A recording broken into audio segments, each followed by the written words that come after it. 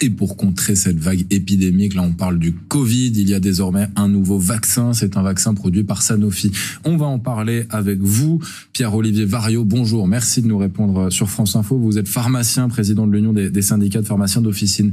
Avant de parler du vaccin et d'autres choses, je voulais recueillir aussi votre réaction sur ces hôpitaux surchargés, les cabinets de médecins. Qu'en est-il des pharmacies en ce moment? Est-ce que vous aussi vous sentez ce surcroît d'activité et cette tension? Oui, bien sûr, on a un surcroît d'activité dû à la pathologie actuelle et dû aussi au manque de bras que l'on a dans les pharmacies qui se sont accélérés dans les derniers temps.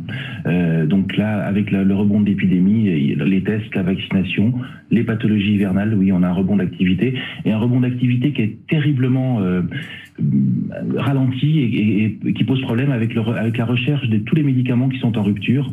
Vous savez qu'il y en a énormément et on passe plus que 10 à 12 heures par semaine à chercher ces médicaments qui nous font défaut.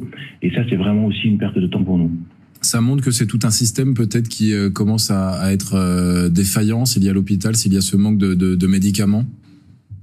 Oui, complètement. Il y a des tas de choses à revoir et à recentraliser, à reproduire, à ne plus être dépendant d'autres pays. Le président Macron, quand il était candidat, l'avait promis qu'on allait réindustrialiser la France, y compris dans les médicaments. Je pense qu'il est temps maintenant de le faire. Bon, il y a en tout cas des Français qui ont réussi une chose, même si ça arrivait plus tard, c'est le vaccin Covid. Il y a depuis hier la disponibilité en pharmacie du vaccin contre le Covid. Alors ce n'est pas un vaccin ARN, c'est un vaccin qu'on peut qualifier de classique. Il est fait par Sanofi. Que peut-il apporter de nouveau, ce vaccin ? Alors déjà, ce n'est un vaccin que de rappel. On ne peut pas faire une primo-vaccination avec, mais aujourd'hui, bon, les gens sont quasiment en partie tous vaccinés sur la primo-vaccination, même si on a encore des gens à aller chercher. Il y a des gens qui sont réfractaires à la vaccination de toute façon. C'est un vaccin de rappel, c'est un vaccin qui est très immunogène, qui va produire beaucoup d'anticorps. La seule chose que l'on ne connaît pas, c'est la durée de la présence des anticorps dans le temps. Mais ça, on va le découvrir au cours du temps. Ce sera au moins 6 mois, ça c'est sûr, mais peut-être même plus. C'est un vaccin très immunogène et c'est un vaccin qui peut apporter un plus à l'arsenal thérapeutique de la vaccination, dans le sens où si un patient ne veut pas de vaccin ARN messager, on a une alternative à lui proposer avec un vaccin que vous avez vous-même qualifié de vaccin classique. Et pourquoi ne peut-il pas être injecté en première dose, par exemple, pour essayer de convaincre ceux justement qui ne voulaient pas d'ARN ? Il n'a pas l'autorisation pour ça pour l'instant. Du coup, puisque c'est un vaccin de rappel, il est compatible sans aucun problème pour rassurer ceux qui viendraient en pharmacie avec ceux qui se sont déjà vaccinés par Pfizer ou par d'autres. Complètement. Si on a pu initier un schéma vaccinal avec Pfizer ou avec Moderna ou avec Novavax sans aucun souci, on peut aujourd'hui faire un rappel avec le vaccin de chez Sanofi.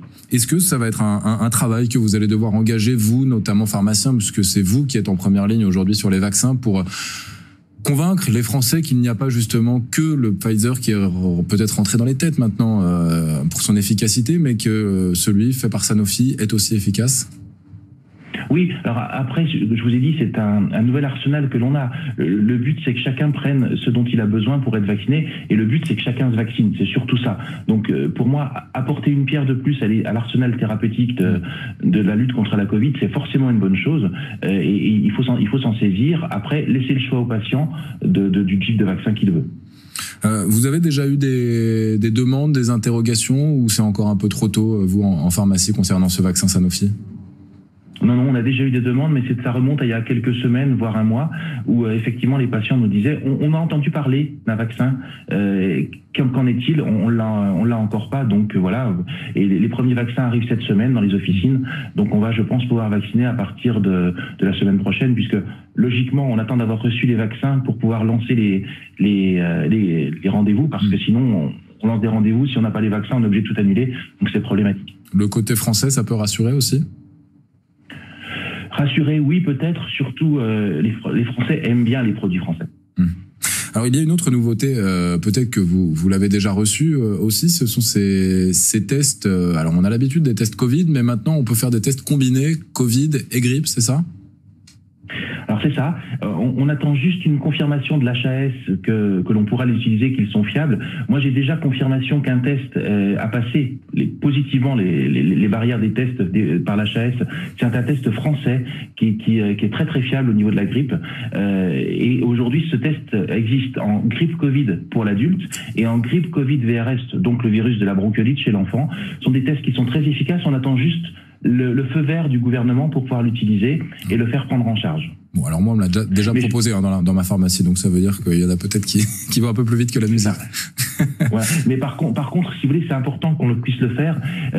Aujourd'hui, les pharmaciens, étant donné qu'on teste énormément, on pourrait très bien être considéré comme faisant une veille de l'épidémie, pouvoir tracer l'évolution de l'épidémie. On le fait avec la Covid déjà, puisque vous savez que 90% des tests nasopharyngés, des tags qui sont faits en ville sont faits par les pharmaciens et leurs équipes.